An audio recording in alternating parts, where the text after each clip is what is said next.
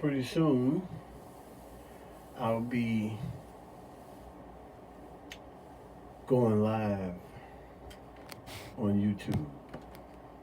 All I need to do is get a few more parts, webcam, things like that, and I want you guys to join me because I'm going to have some information that you might need, and you always ask. But today, as we get closer to our day to express ourselves, many of us have already gone out to vote, and many of us have mailed in our choices. So we want to stay focused. Now, I had made a podcast, wasn't video, it was audio, about how we could be safer when we go out to protest. And that's really hard because when we go out to protest, there are people that's following us that don't have the protest good intentions at heart. So they want to burn stuff down, break into stuff, and tear stuff up, and that's not what it's about. So we could really take the edge off of everything if we could figure out some other kind of way to do a protest where people's bodies are not out there um, getting hit with bullets, maybe bit by dogs, hit by sticks, or whatever it is that's approaching protesters these days. So instead of protesting like that, how about we back up off some of the holidays that have already been affected by COVID? How people can't get together and really enjoy themselves for these holidays. So why not take that and use that to our advantage by boycotting certain holidays and not spending our money? We want things to change, but we won't sacrifice some things to get the change. And instead of sacrificing our bodies out there where we can be abused by people, run over by trucks and all that kind of crazy business, how about we stop putting our bodies out there and go ahead on and boycott other ways? Let's boycott some of the holidays. We got 15, 20 holidays. All that money that's being spent, we could withhold going out and spending all that money and say if things don't change, then this is what we're gonna boycott. We're not gonna buy this. We're not gonna spend our money on that. We're not gonna do this. Instead of putting our bodies out there in harm's way. And I know that's one way to protest, and I'm not saying don't do that, but I'm saying if we can come up with a better and a safer way to protest and get some change. See, because we're always talking about the rich. And we spend all the money making them rich. And, to me, that don't make sense. If we want people to change who have everything, then we need to start letting them see how it feels not to be able to have everything. And then maybe they'll understand what we go through. Instead of putting our bodies out there again where we can be harmed, let's do it a different way. I mean, it's just an idea, and I'm just trying to put it out there in this time where we need to go out and vote. And not let anybody tell us that the system is so broke that it's not going to work this time. And then these same people are telling us that it's broke. They're the ones that's breaking it. So we need to take that opportunity to express ourselves, because voting to me is my voice, and you're not going to take that away from me. And all the people that are standing out there in those long lines these days are saying the same thing. You're not going to take our vote away from us, okay? people are talking about they want to break the Second Amendment, take people's guns, and that raised the real ruckus when they started talking about that kind of thing. So now here it is an administration that's trying to hinder the vote. People are showing that they're not for that. That's not working. That's why they standing in them long lines to vote whatever party they from. Because the threat to take our vote away is the threat to take our voice away. And once our voice is taken, then we won't have opportunity to do anything that we want to do. Because once our vote is gone, it's all gone. Everything goes after that. People will be telling us when to celebrate, if we can and if we can't. So we need to make some changes as Americans, as they say, indivisible under God. Well, first we need to get back under God, and then we won't no lies and no innuendos and things interfere with us like it has, and divided us like it has. And if it keeps on dividing us, the world outside our world is going to be making plans to take over what we got. Because believe it or not, what we have over here is a lot. We got an industry that throughout the United States of America, all that corn is being grown, especially here in Iowa, the 99% of the corn, maybe I'm wrong with my percentage, but the corn that's being grown is not edible corn. It's not for human consumption. It's for the industries that take that corn and make other things out of it. It's not for your food and my food. And you know how big Iowa is? How much corn grows here in Iowa? How much of that corn is edible? I ride through the countries all day and I see 3 or 4 outer rows of sweet corn and 3,000 rows of this other corn. So as an industry to feed people, where's that corn that we eating coming from? Is that American grown corn we eating? The United States of America has gone so far away from God that they're not seeing straight right now. And that's our only out. And you got a lot of people that say they following God, but they following somebody that's contrary to everything God said don't do. You know, he said, look out for the widow. Look out for the foreigner. And let's think about that again. That word is just crazy. We act like everybody else that's coming into this country are aliens. They're not aliens. They're foreigners. And this is a country that was built on foreigners. After the whole land was taken from the people that was here, everybody came in by any means necessary. So we all foreigners over here in America. And how can we all say that, or anybody can say you an American now, but you're not going to be treated like an American? Nobody can claim to that more than people of black people. We've been over here 400 years and we still haven't been able to be treated right. And all the changes that they say that have been made,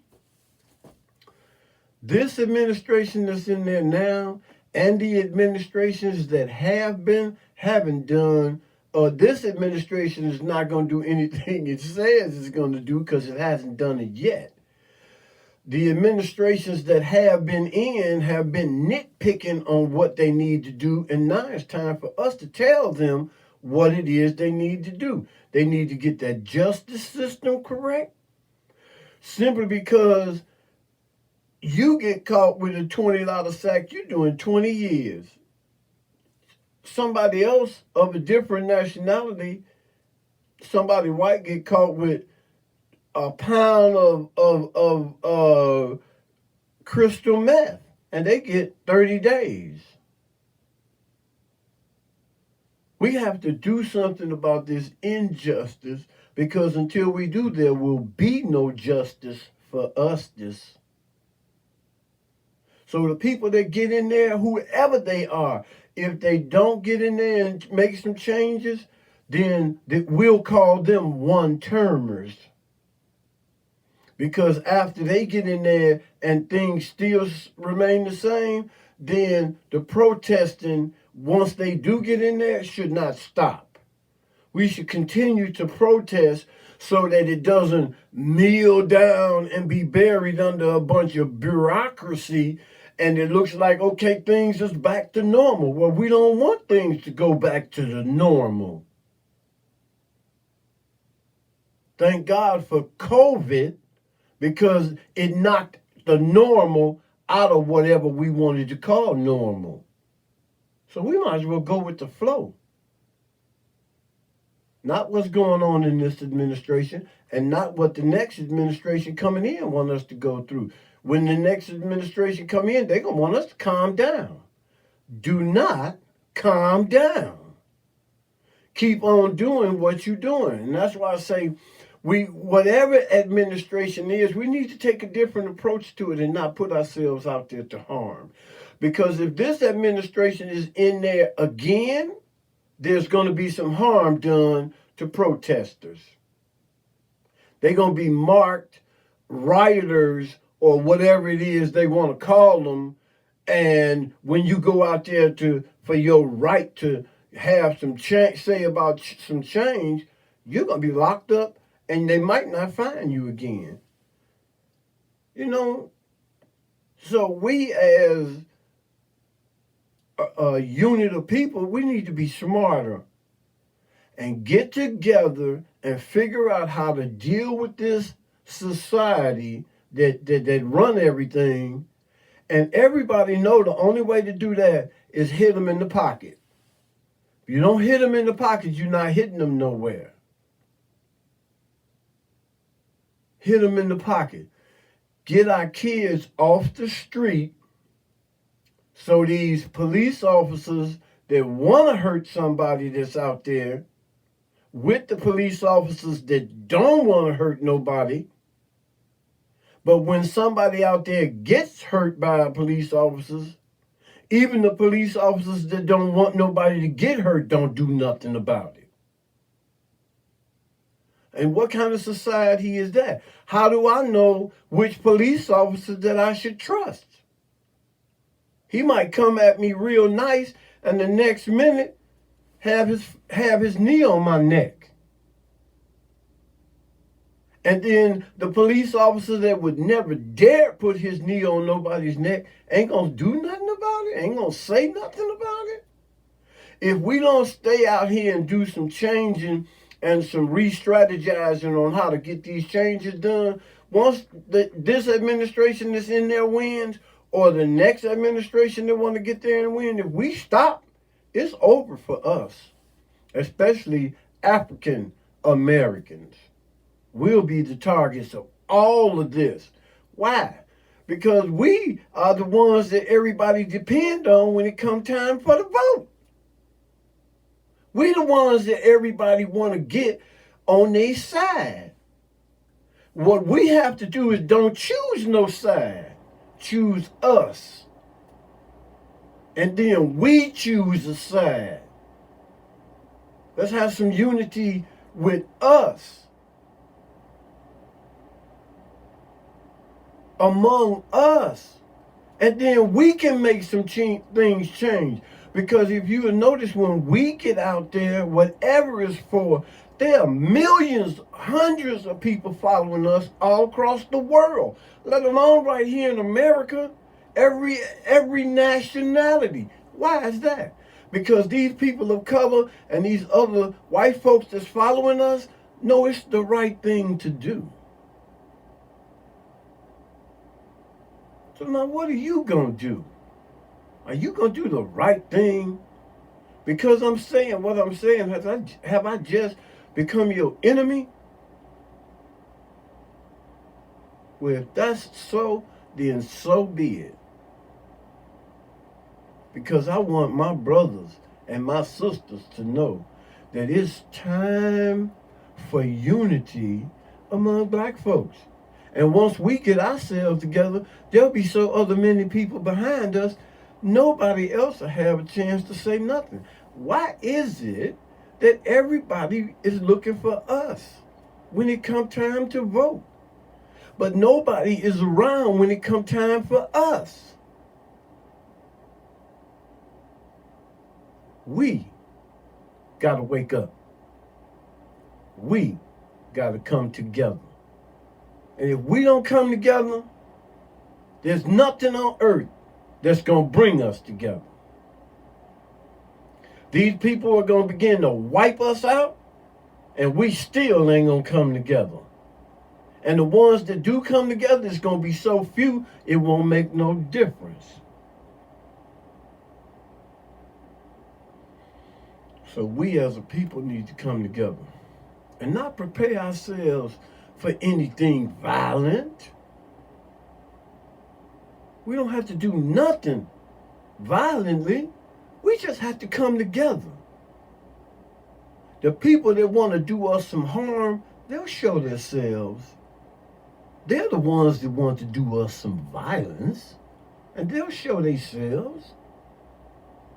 But what are you going to do? What are you going to do? Black or white? Brown or whatever nationality? What are you going to do? People need to unite. If we do that, we rule. If we do that, they do what we say, like they should be doing anyway. They ain't thinking about you, and they ain't thinking about me. They're thinking about themselves, and you ain't in that. I don't care whether you wear a mask or you don't. In the end, you lose. Your kids lose. Their kids lose.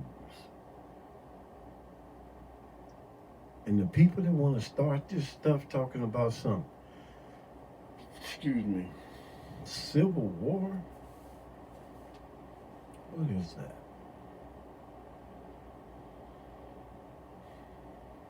Isn't that something that was lost a long time ago? And now people think they done gunned and armied up enough to where they want to do it again. You're going to lose again. Because if you wasn't already a bunch of losers, you wouldn't feel like you had nothing to lose. Because with civil war in America, you done lost everything. Maybe your family, maybe your grandchildren. But you still willing to lose all that. That don't matter either. People need to come together and get their senses together. And in a minute, I'm going to say peace out. And this is the first time, by the grace of God, that I started this conversation without some prayer. So I'm going to end it with some prayer. In the mighty name of God's Son, whoever that is that you call him, by whatever name, every knee shall bow, and every tongue shall confess that he is Lord. Get ready. Get set. Have a lovely day. Pray for somebody. Help somebody. Do good for somebody. And tell your people in your family that you love them. Tell the people in your family that you got their back if they need you. And if they need you, you're going to be able to tell them what you need to tell them to help them. Pray for me as I pray for you. God be with us and keep us together.